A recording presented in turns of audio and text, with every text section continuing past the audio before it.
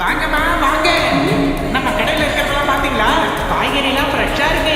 இதையே என்கிட்ட சொல்கிறோம். நீ எனக்கு சமைச்சு போடுவேன்னு என்கிட்ட வைக்கிறான். எனக்கு என்ன தோணுதுன்னா, நம்ம 2 பேருக்கும் கல்யாணம் ஆயிடுச்சுன்னு அவன் நினைக்கிறான். அவன் நினைக்கிறது நமக்கும் நல்லதுதான். நம்ம மேலே எந்த சந்தேகமும் வராது. நான் ஒன்று இப்படி சொல்றதுல உனக்கு எந்த பிரச்சனையும் இல்லையே. ஒரு பிரச்சனையும் இல்லை.